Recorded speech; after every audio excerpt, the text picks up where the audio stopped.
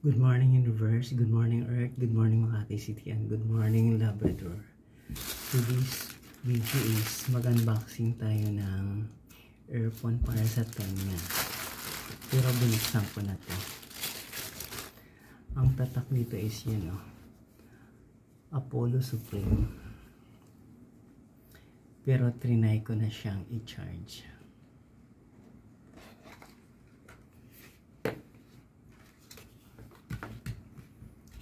Ayan lang yung laman niya.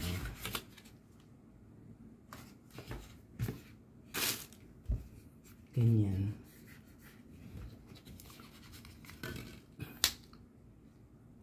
Ayan siya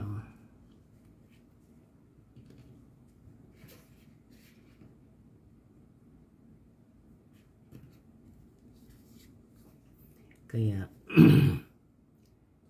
trinay ko na to. Parang bingi lang. Ito yung isa.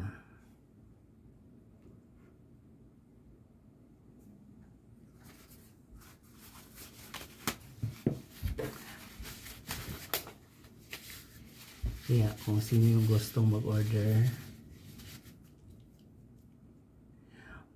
sa online, mura lang naman to. Wala pa tong 1,000.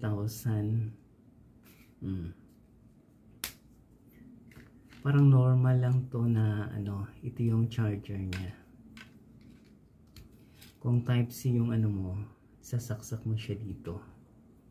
Ayan siya.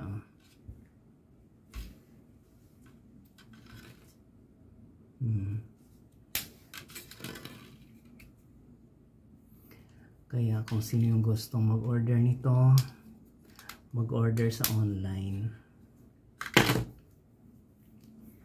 Kasi marami doon. Kaso nga lang to, made in China.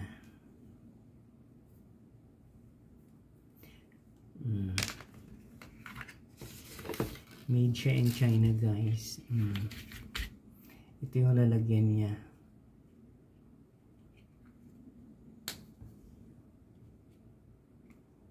Para hindi siya magiging, kasi puti siya. Ayan, ipapasok mo siya dyan. Tapos dito mo siya i-charge kahit meron tong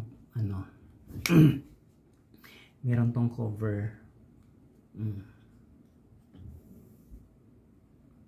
Ayan. Kaya ang dami ko ng order sa China. Most of them hindi pa ako na-scam. Pero sa Philippines na-scam na ako. Thrice na ako na-scam sa Philippines ng mga bagay-bagay. Ayan.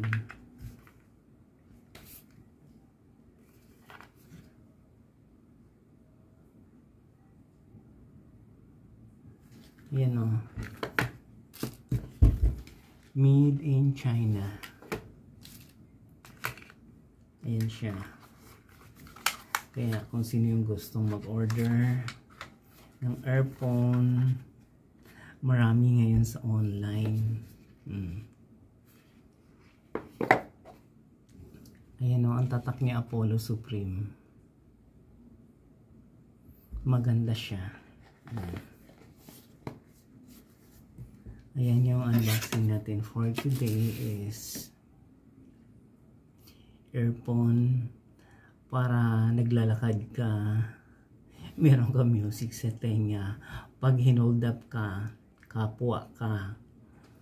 Kaya hindi ako naglalakad na may earphone. Mamaya masagasaan ako ng MRT sa gitna ng Ayala. Ichos lang yun.